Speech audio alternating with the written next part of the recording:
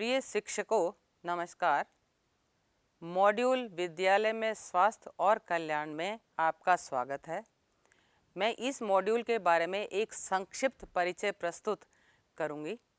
हम सभी जानते हैं कि स्वास्थ्य आज के संदर्भ में बहुत महत्वपूर्ण और प्रासंगिक है। इस कोविड-19 महामारी ने हमें एहसास दिलाया है कि हर व्यक्ति को स्वास्थ्य के विभिन्न पहलुओं के बारे में जागरूक होना चाहिए और जीवन जीने के स्वस्थ तरीकों के जानने की दिशा में काम करना चाहिए। इसलिए ये मॉड्यूल समग्र स्वास्थ्य और कल्याण की अवधारणा पर केंद्रित है। आमतौर पर स्वास्थ्य बीमारी की अनुपस्थिति से बहुत अधिक है और यह केवल शारीरिक अंगों के स्वास्थ्य तक ही सीमित नहीं है। इसके सामाजिक, भावनात्मक और मानसिक स्वास्थ्य और कल्याण जैसे कई आयाम हैं।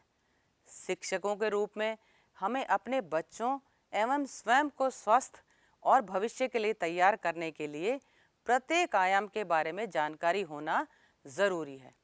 हमें इस बात से भी अवगत होना चाहिए कि वृद्धि और विकास के अवसर बच्चों को प्रदान करना हर बच्चे का अधिकार होता है। मानव वृद्धि और विकास के लिए प्रारंभिक वर्ष सबसे महत्वपूर्ण वर्ष होते हैं, जबकि स्वास्थ्य सभी आयु वर्ग के लिए एक महत्वपूर्ण लक्ष्य है। बच्चों के स्वास्थ्य और कल्याण में निवेश अत्यधिक महत्वपूर्ण है क्योंकि ये लागत प्रभावी है और इसमें कई लाभ मिलते हैं। बचपन के वर्ष अधिकाधिक शारीरिक और मनोवैज्ञानिक विकास और बच्चों की वृद्धि के लिए मूलभूत वर्ष होते हैं। भारत में 47 करोड़ बच्चे 18 वर्ष की आयु तक के हैं, जो कुल जनसंख्या का 39% है।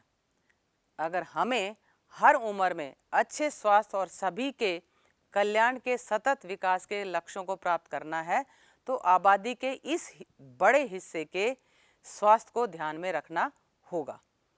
ये मॉड्यूल वृद्धि और विकास के विभिन्न चरणों के साथ बड़े होने से संबंधित मुद्दों और चिंताओं पर भी ध्यान केंद्रित करता है।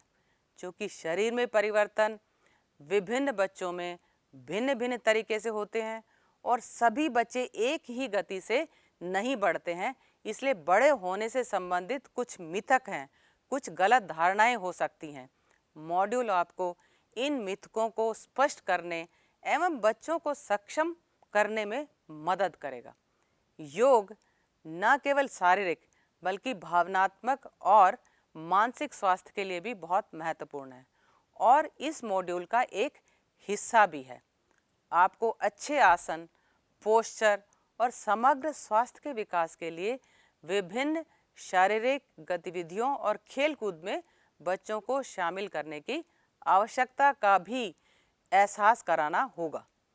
आप सभी जानते हैं कि जब शरीर के सभी तंत्र और अंग ठीक से काम करते हैं तो शरीर खुद को स्वस्थ रखता है। नियमित शारीरिक गतिविधियों और यौगिक प्रथाओं के साथ एक स्वस्थ और पौष्टिक आहार खाना, स्वस्थ जीवन शैली का पालन करना बहुत आवश्यक है। इस पूरे मॉड्यूल में जेंडर से जुड़ी बातों एवं इसे समावेशी बनाने की कोशिश भी की गई है। बच्चों को उनकी ताकत और कमजोरी के बारे में जानने के लिए सशक्त बनाना व उन्हें भावनात्मक और मानसिक मुद्दों से निपटने में सक्षम बनाना भी इस मॉड्यूल का केंद्र बिंदु है। कोई भी व्यक्ति अपने जीवन में अलग अलग समय में हिंसा का सामना कर सकता है। हिंसा और दुर्व्यवहार भावनात्मक हिंसा, यौन उत्पीड़न, शारीरिक दंड, धमकाने आदि के रूप में हो सकते हैं। हमें ये जानने व समझने की आवश्यकता है कि हिंसा किसी भी रूप में या किसी भी स्थिति में स्वीकार्य नहीं है। रोज़मर्रा की ज़िंदगी में हिंसा को चुनौती देने की ज़रूरत है ताकि खुद के साथ साथ दूसरों के लिए भी सुरक्षित माहौल बनाया जा सके। आपको बच्चों को इन चुनौतियों के लिए मदद लेने और उनका सामना करने के लिए प्रोत्साहित करना होगा। चुप रहना, हिंसा की रिपोर्ट ना करना स्थिति को और ख़राब कर सकता है। ये मॉड्यूल आपको विद्यालयों और विद्यालयों के बाहर सुरक्षित वातावरण के महत्व को समझने में भी मदद करेगा। बच्चों को इंटरनेट और सोशल मीडिया का सुरक्षित रूप में उपयोग करने की क्षमता विकसित करने में भी मदद करेगा। एक शिक्षक के रूप में आपके प्रश्न हो सकते हैं, जैसे क्या हमें स्वास्थ्य और कल्याण के लिए अलग अलग कक्षाओं की आवश्यकता है, या इसे विभिन्न पाठ्यचर्यों जैसे विज्ञान, सामाजिक विज्ञान, भाषाओं और शिक्षा शास्त्र में समेकित किया जा सकता है।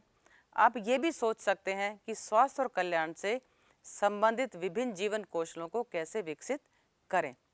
इस प्रकार के सवाल एवं अन्य सवालों का जवाब मॉड्यूल की प्रगति के साथ साथ आपको अवश्य मिलेंगे। मॉड्यूल में अपनाई गई शैक्षणिक प्रक्रियाएं जैसे केस स्टडी, भूमिका निर्वाह, वीडियो आदि को सहभागी और अनुभवनात्मक अधिगम गतिविधियों के रूप में भी डिज़ाइन किया गया है। आइए एक साथ अध्ययन करना जारी रखें और स्वास्थ्य और कल्याण राजदूत बने। धन्यवाद।